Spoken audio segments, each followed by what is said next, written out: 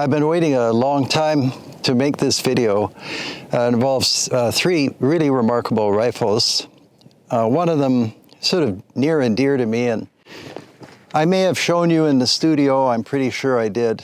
I used this Ruger 44 semi-auto in my youth. Not this exact one, because I sold the one I originally had, but it doesn't matter. Wonderful carbine.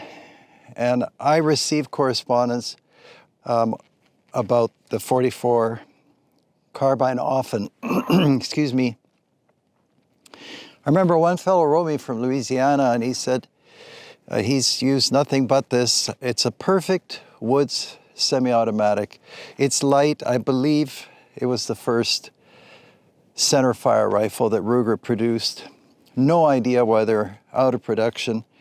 They replaced them with a different model. It was based on the Mini 14, which to me wasn't really anywhere nearly as nice as this tubular fed model. I know the tubular magazine isn't popular with everybody, but that Deerfield carbine, that's the one that was based on the Mini 14, had a removable magazine, so some people liked it, I guess. But I think, I just checked, we took a few shots. It's 3 rounds in the tubular mag. And it's very simple. It's a gas-operated carbine. It's got some Weaver scope bases on. And I picked up some Sierra ammunition just at Cabela's just before coming up into the mountains. I bought it because the box is kind of pretty. And as you know, I generally don't shoot paper targets up here. When you're hunting, I'm not sure it's all that relevant, but if for function and so that you see the firearm, well, this is it. So we'll go through the controls. Very simple.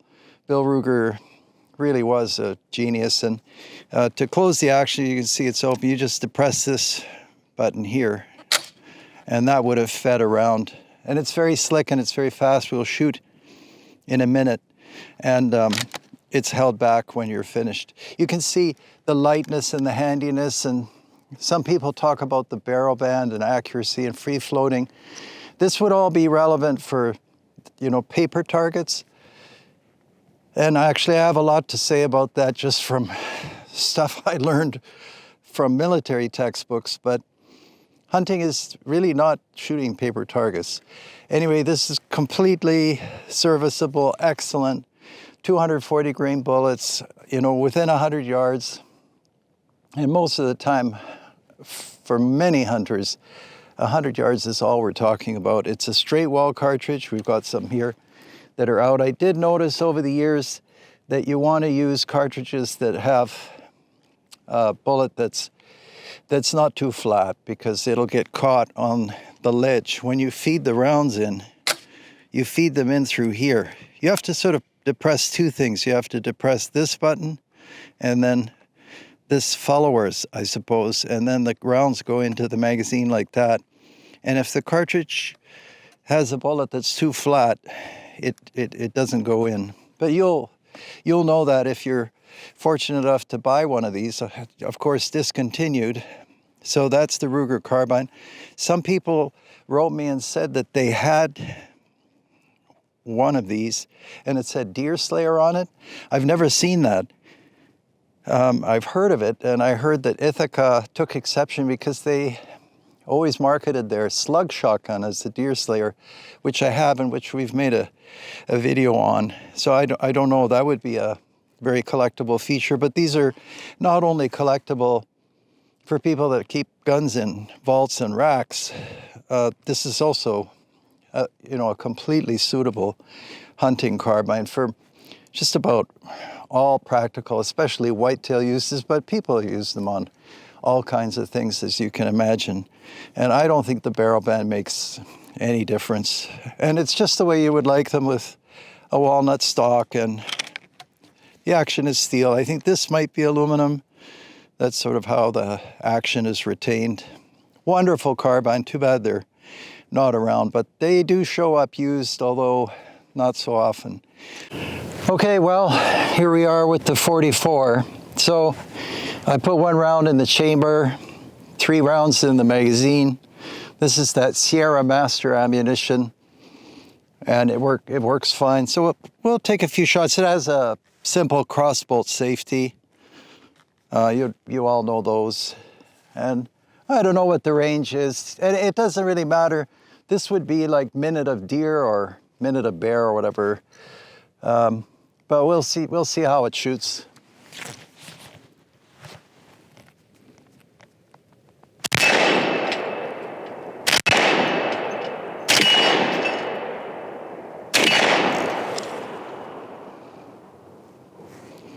Well, we had to kind of shoot the target on a impromptu basis there. Those 240 grain bullets, they have a lot of momentum. So this, yeah, I mean, they just don't jam unless you use weird ammunition. I never used hand loads in these. And I forgot to show you the butt plate. Nothing fancy. This one's aluminum. Somebody told me to switch to plastic. Maybe they did. But I mean, it's a carbine you can be proud to own. Some people said that, they were reminded of the M1 carbine, and obviously there's some heritage there. But in 44 Magnum, you really can't go wrong with one of these. Just a lovely piece to shoot. And some people, they write me that they came across my channel by chance, and should they go shooting and should they take their kids shooting? Of course you should. Way better than sitting, on some screen or something like that. And it doesn't have to be with one of these, just pick up a 22. Being in nature is fantastic for everybody. Same drill, got the Ruger carbine. If I didn't mention already, they're extremely light, which is one of the really desirable features of the carbine, and short. So in those thickets in Louisiana the fellow was writing me about, I could understand, how this would be ideal. We'll take another 4 shots. Hopefully the target will behave.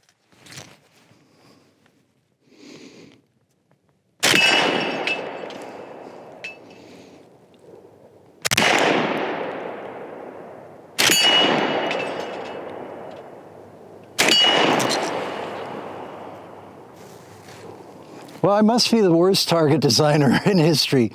That thing, I don't know, maybe I'll buy a commercial system, but you get on a theme and you want it to work, so we'll go repair that anyway. 3 out of 4, not bad.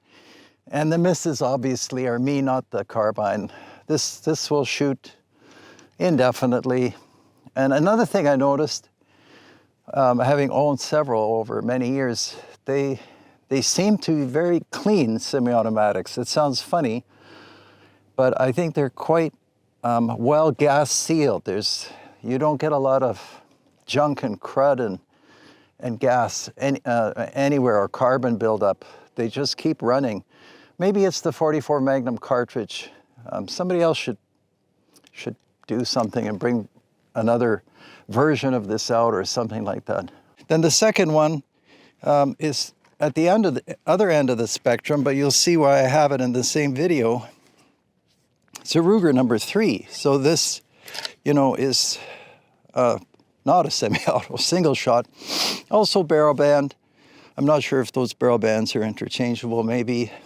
And again, this very convenient. We've talked a lot about Ruger number 1s and 3s, and the advantage with the number 1 and 3 is you don't really have any loss of length. Like the length of the action is so short. It's so small. This handles just beautifully. It's one of the best pointing rifles. I always actually thought the number 3 somehow was in many ways nicer than the number 1. And people wonder what caliber. So this is in .375 Winchester.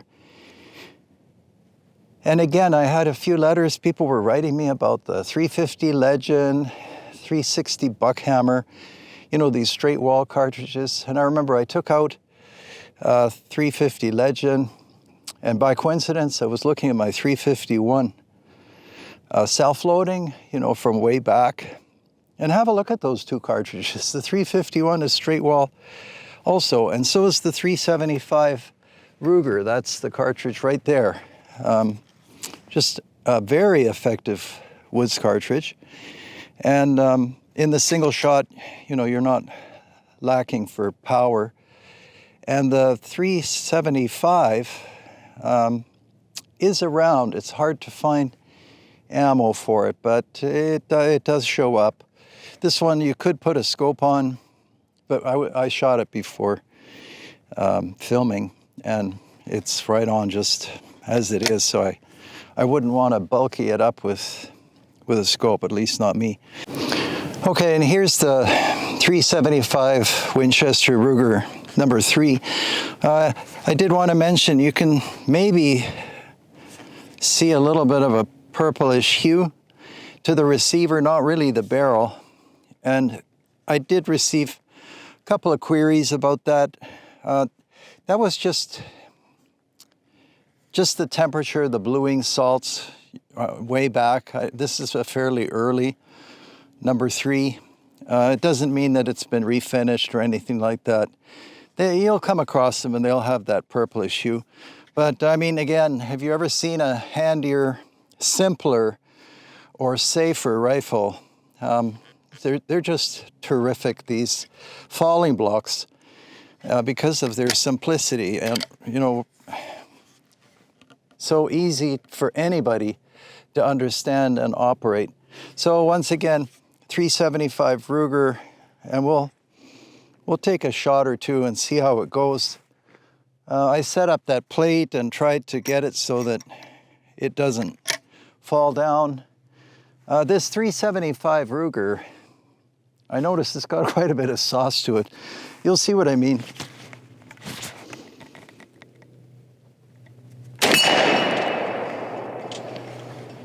Okay, well, we've got the target behaving, and then the Ruger typically throws the cartridge out nicely and not too far away. I'll probably be really careful with this brass because it's hard to find that 375 Ruger.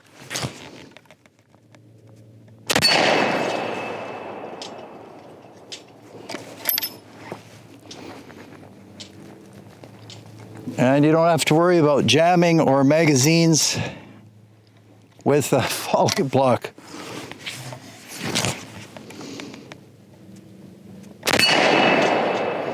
Yeah, no mistakes with this rifle. Recoil not too bad. I mean, you probably can see I'm moving, but easy to absorb. And what more do you want? It's really excellent.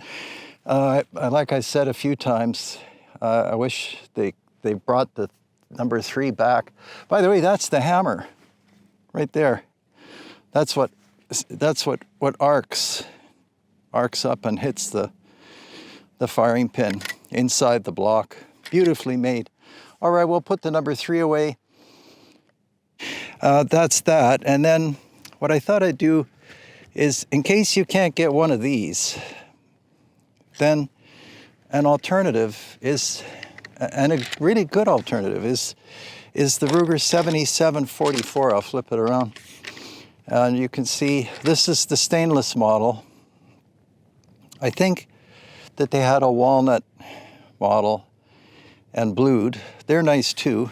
I don't mind the stainless. The synthetic is never really fantastic, but practical, very accurate. So and it's in 44 Magnum, and it has the wonderful rotary magazine, which is right here. And you can see that I've got some pretty grubby looking cartridges here with flat bullets and so on. And I tried these all. This is a Blaser with an aluminum case.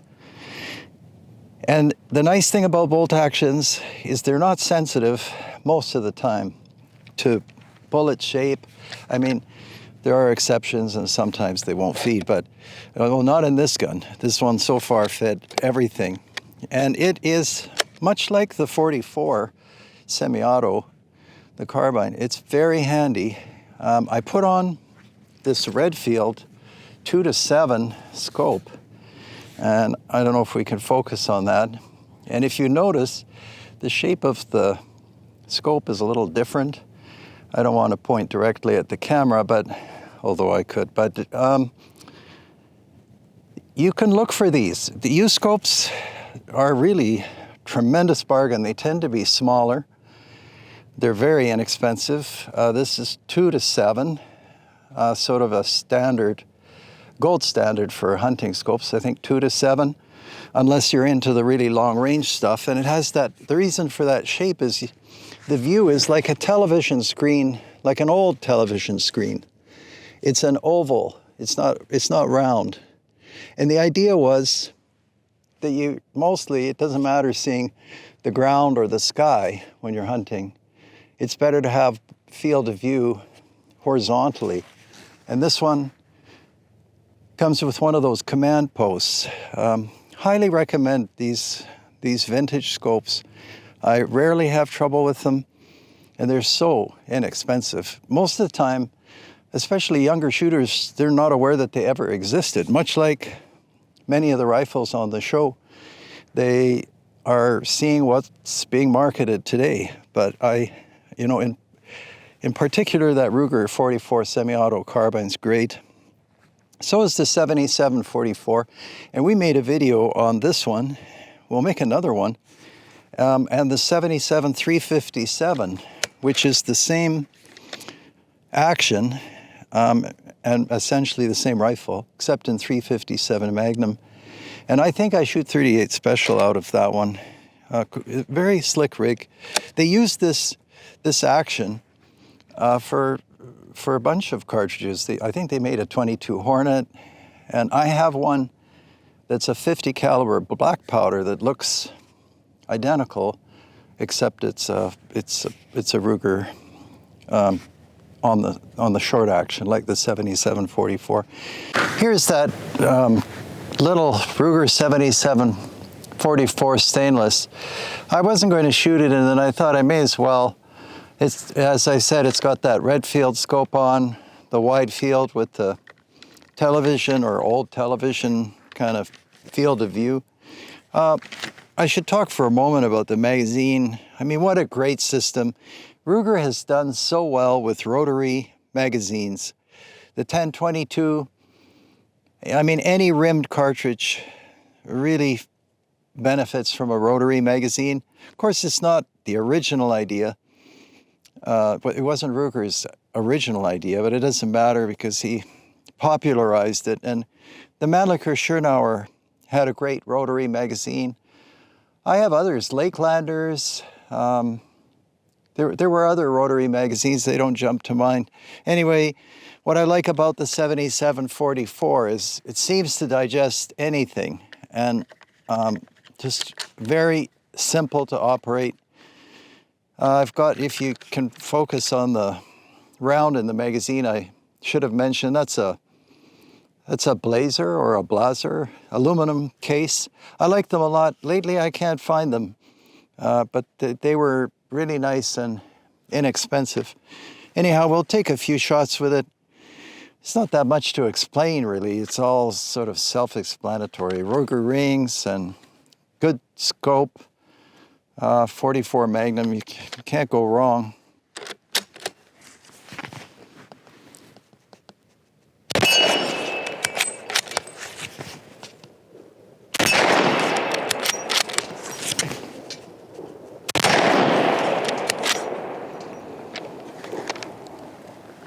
Yeah, so 3 fairly quick rounds. It's an instinctive rifle to shoot. The stock design is very good. You know, relationship between the comb and the scope, just about ideal. Light, fast, fancy. The round is easy on the pocketbook still.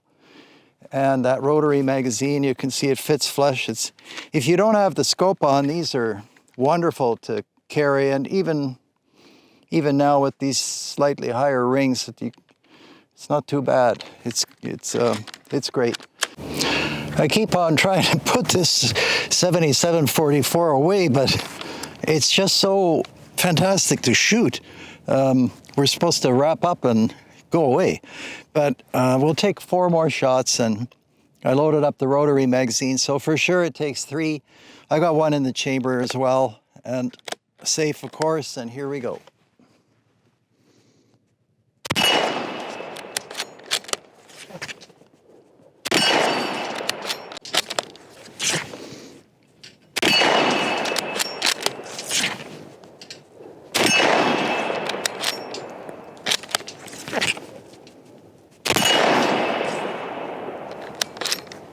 Well, there the whole target came down, and that seemed to be 5 shots, didn't it? Anyhow, great little rifle. That's probably all I have to say on the 7744. Just wonderful. We'll look at the 77-357, which I have, and then the 96-44. And somebody was telling me about a 96-357, which you could Google. Pretty amazing, I don't know. Okay, well, I hope that's meaningful to you. Definitely the star of the show is this one, if you like semi-autos. And if you don't like semi-autos, probably that Ruger 375, just terrific. There are always rumors they're going to discontinue the number 1. The number 3 was discontinued some time ago. They're very hard to find in 375, which is a lovely cartridge. Most of the time you find these in 4570, sometimes 22 Hornet, sometimes 223. Anyway, all the things I mentioned, I invite you to Google, to familiarize yourselves more. But a lot of you know more than I do anyway. But there it is. This number 3 is really something else.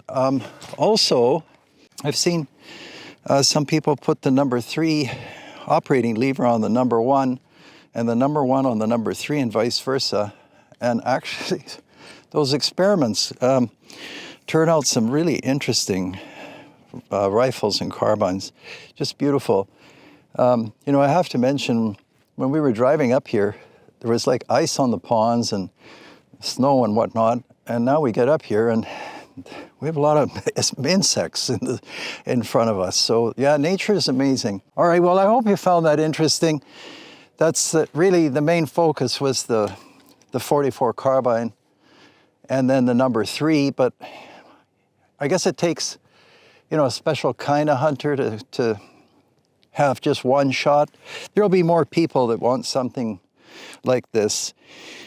And also, I should just close with the utility of the 44 Magnum, of course, made famous in that Model 29 Smith & Wesson, but just a terrific round, really useful, and it doesn't damage much meat, easy to reload if you're into that. Just a great round. And that's about it. All right, well, thanks for watching, as always, and for being on the channel.